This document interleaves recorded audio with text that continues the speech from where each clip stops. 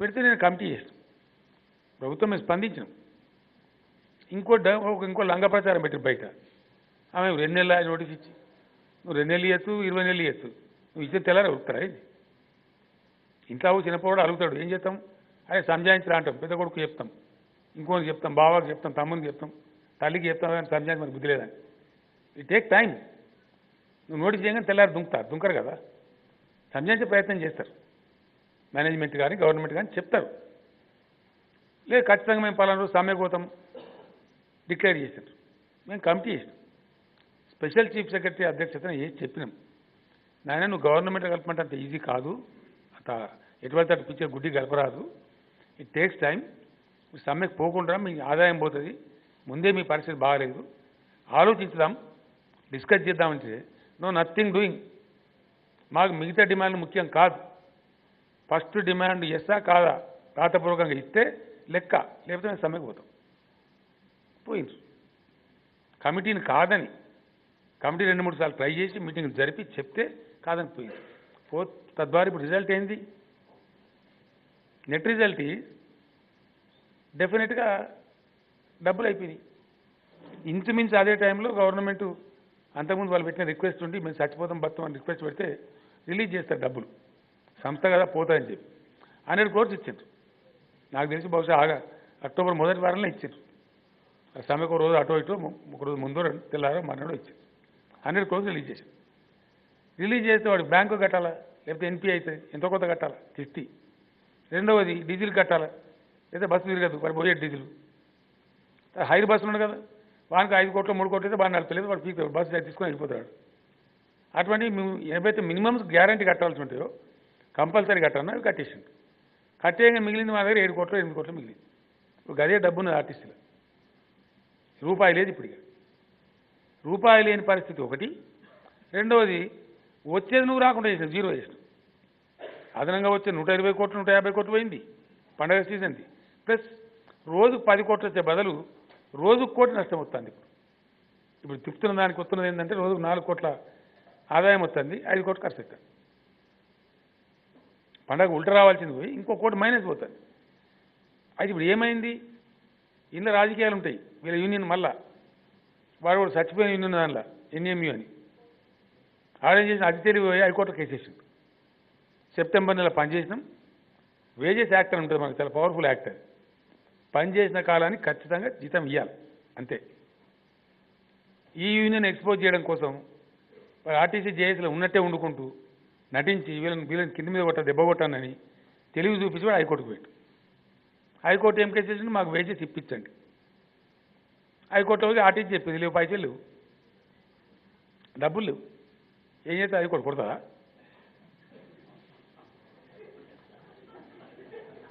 సంచల సస్కాన్ ఉంటే ఇచ్చి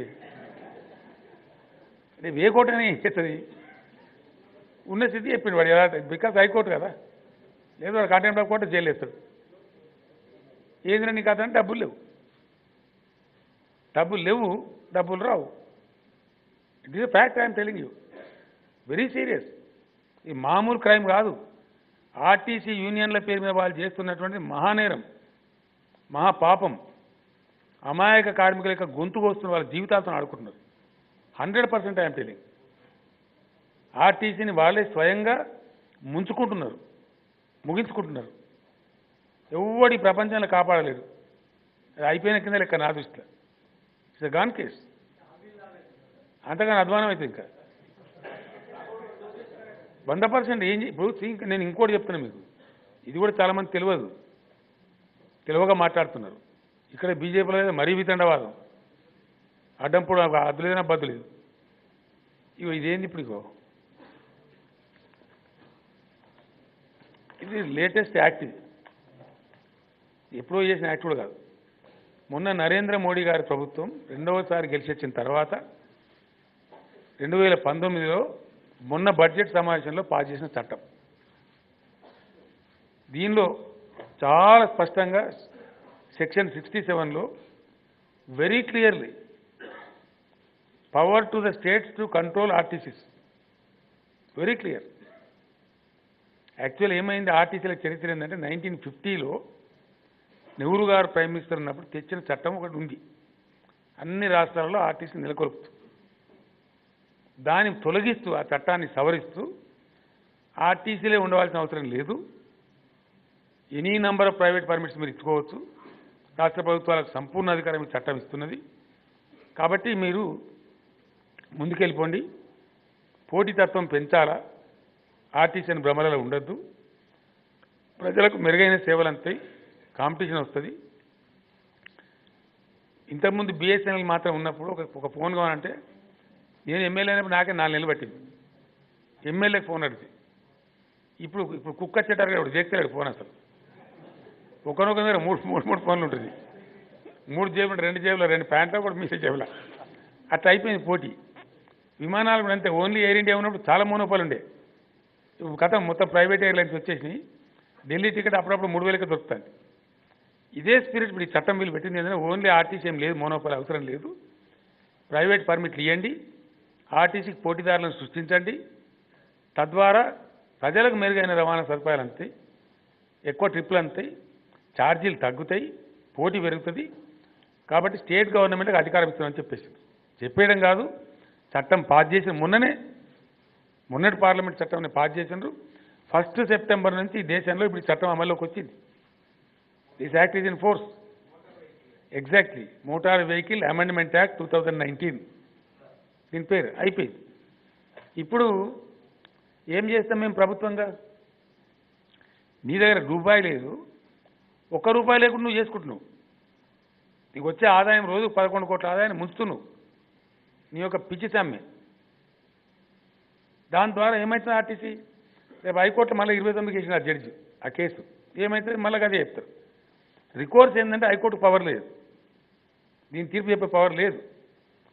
సీదా ఏం చేయాలంటే ఇండస్ట్రియల్ ట్రిబ్యునల్కి రిపోర్ట్ చేయాలి. ఇండస్ట్రియల్ లేబర్ డిపార్ట్మెంట్కి పోతుంది, వాడిని ఇక్కడే పద్ధతి సీదా లైన్ ముచ్చ ఇస్తావా, జీతం ఇయ్యవా, లేవు నా దగ్గర నీకేమేమి ఆస్తులని అమ్మేయమంటారు. ఎప్పుడైనా జరిగేది అది, కంపెనీ చట్టం అది. అప్పుడు 4 బస్ స్టాండ్లు అమ్మాలి, జీతాలు ఇవ్వాలి. సెప్టెంబర్ నెలకు ఈ ఆస్తి ఉంటే అది బస్సులు ఉంటే బస్సులు అమ్మాలి, వాడు లేపితే వాడు ఆక్షన్ వేస్తాడు, లేకపోతే 100% ధర నేనేం చేయాలా? అది కార్పొరేషన్ బాబు, గవర్నమెంట్ కాదు. 100% పోతుంది. ఒకటి కాదు నేను చెప్పేది, వాయిదా చెల్లించకపోతే, కిస్తీ కట్టకపోతే ఎన్పిఏకి అవుతుంది. That is one danger. ఇంకా మీకు తెలియదు నేను చెప్తున్నా. ఇది అందుకే దురహంకారపూరితమైనటువంటి, ఆలోచన రహితమైనటువంటి, అర్థం పర్థం లేనటువంటి, బుద్ధి జ్ఞానం లేనటువంటి సమ్మె ఇది. మెడ మీద తలకాయ ఎవడు చేయడు. సంస్థ మనుగడను కానీ, కార్మికుల యొక్క భవిష్యత్తు, కార్మికుల యొక్క జీవితాలు, వాళ్ళ కుటుంబాలతో ఆడుకోవద్దనే కనీస జ్ఞానం ఉన్నది ఎవడు చేసే సమ్మె కాదు ఇది. Very sorry. చట్టమే, నేను చెప్పే చట్టమే కదా, ఇక అర్థమైతే లేదా? నేను చెప్పే చట్టమే. వాళ్ళ సమ్మె ఇల్లీగల్ ఎప్పుడున్నది తెలుసా నీకు? It is a illegal strike, already declared. వాళ్ళ మీద ఆల్రెడీ ఎస్మా ఉంది, ఎస్మా కొత్తగా పెట్టే అవసరం లేదు. ఎస్, ఎస్మా ఉండంగా చట్టానికి పోయినారు. ఒకటి కన్సైలేషన్ ప్రాసెస్ లేబర్ డిపార్ట్మెంట్లో ఉండంగా చట్టానికి పోయినారు. Already labour department declared illegal strike అని చెప్పి. సో వినండి last. So the point now is, నీ దగ్గర డబ్బు లేదు, ప్రభుత్వం ఇవ్వాల్సిన కంటే ఎక్కువ ఇచ్చింది, ప్రభుత్వం దగ్గర కూడా డబ్బు లేదు ఇవ్వటానికి. ఇక్కడ ఒక్కరి మీద లేవు కదా ప్రభుత్వంలో, నియర్ 196 మంది ఉన్నారు, అన్నీ జరగాల. సో నువ్వు తెచ్చుకుంటూ లేవు, ఇప్పుడు ఎక్కడికి వెళ్తావు డబ్బులుగా? ఎవరు ఇస్తారు? అర్థం ఉందా మీ సమ్మెకు? రేపు ఎవరు కాపాడుతారు మిమ్మల్ని? ఎక్కడి నుంచి వస్తుంది? బ్యాంకు అటు ఇయ్యరు. ఇంకా తమాషా, 2600 బస్సులు ఇప్పుడు రిప్లేస్మెంట్ కొనే 10 lakh కిలోమీటర్స్ అయిపోయి. అవి మార్చాలా? అవి మార్చాలంటే 800 నుంచి 1000 కోట్లు కావాలా? అవి లేవు. ఎవడు రూపాయి ఇచ్చే పరిస్థితి లేదు. ఇప్పుడు ఏం చేస్తావుగా? అంటే డెఫినెట్లీ ఈ సమ్మె యొక్క రిజల్ట్ ఏంటంటే, ఈ సమ్మె యొక్క ఫలితం ఏంటంటే 1000% పాత ఆర్టీసీ ఉండే ఆస్కారం లేదు, జరగదు. పాత ఆర్టీసీ యాజ్ ఇట్ ఈజ్గా బతికి బట్టగట్టే పరిస్థితి లేకుండా ఈ యూనియన్లే చేసినాయి. ఇప్పుడు వాళ్ళకు సపోర్ట్ చేస్తున్నటువంటి రాజకీయ పార్టీలే చేసినాయి.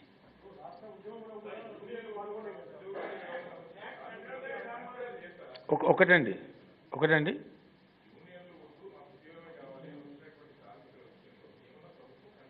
రమ్మనండి, వస్తే చూద్దాం. ఈ యూనియన్లు ఉండి ఇదే ఈ గొంతెమ్మ కోరికలతోని, ఈ పనికిమాలిన యూనియన్ ఎన్నికలతోని, ఈ చిల్లర రాజకీయాలతోని ఆర్టీసీ బతికి బట్ట కట్టదు, ఆర్టీసీకి భవిష్యత్తు ఉండదు. As a responsible chief minister I'm telling.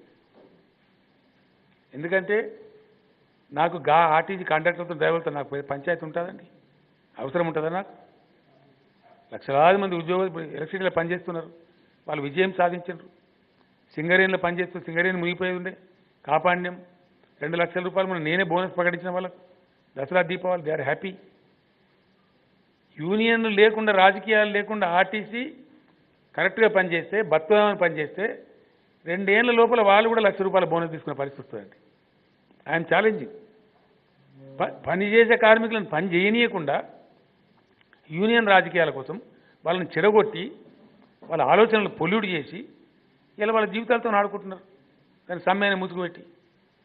So ultimately ఇప్పుడు జరగబోయేది ఏంటంటే, మీ ప్రశ్నకు సమాధానం ఆర్టీసీ సమ్మెకు ముగింపు, ఆర్టీసీ ముగింపే జవాబు.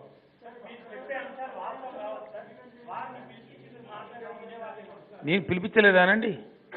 మాట్లాడలేదా? హియర్ మీ, పిలిపించలేదా? మాట్లాడలేదా? ఎవరు చెప్తారండి మీకు గమ్మతున్నది? పిలిపించింది వాస్తవం కదా, we're on record.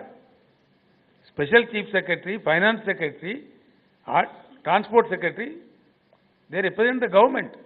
Committee appoint చేసింది chief minister of the state, నేను అపాయింట్ చేసిన. పిలువలేని ఎవడంటాడండి విధవా? మళ్ళీ అట్లా అంటారు ఏంటండి? నేను చొరవ తీసుకుపోతే కమిటీ ఎట్లా వస్తుంది? ఇవ్వలేదండి. హైకోర్టు అడిగింది.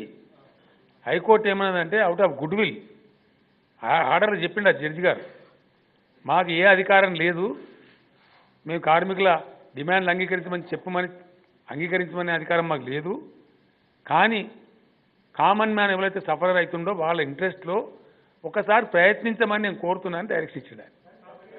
They will do it.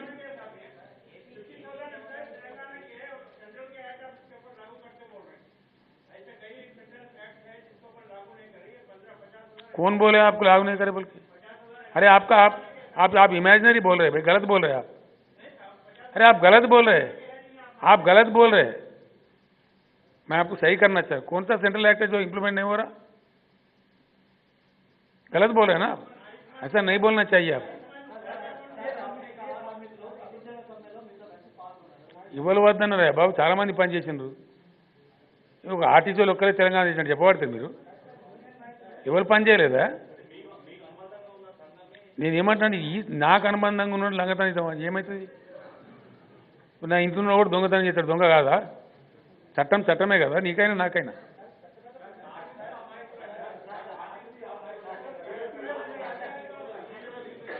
నేను ఇంకో గంట అయినా ఉంటా. 1 at a time ప్లీజ్. ఒక్కరండి ప్లీజ్.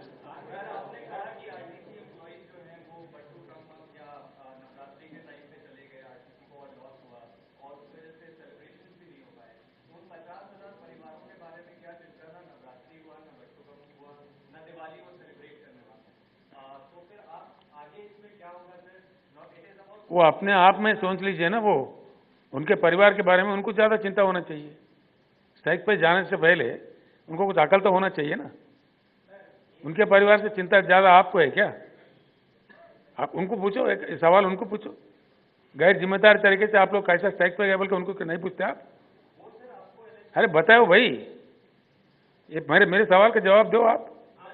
चिंता ज़्यादा उनके परिवार के बारे में चिंता उन्हीं को होना चाहिए ना.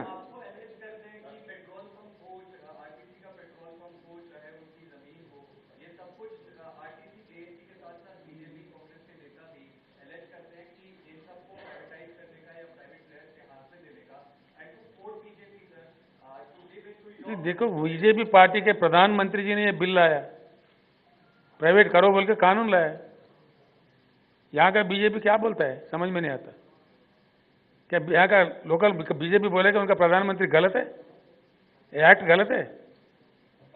ये दे दे तो मैं आपको उनको दे दो, लोकल बीजेपी पूछो पूछो भाई क्या उनका प्रधानमंत्री गलत है, ये बिल गलत है? और इनका भाषण भी है, मैं भाषण नहीं लाया, पार्लियामेंट में क्या भाषण दिए ये बिल पास करते वक्त, बहुत लंबा भाषण दिया, बहुत प्रोग्रेसिव कदम बोले इसको। तो यहाँ के लोग क्या बोल रहे हैं?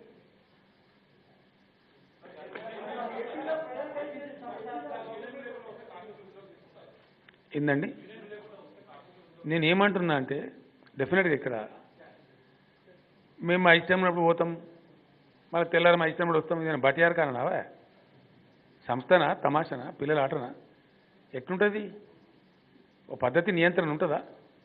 ఓ సిస్టమ్ ఉంటుందా? అది లేకనే ఇప్పుడు విచ్చలవిడితనమైంది 100%.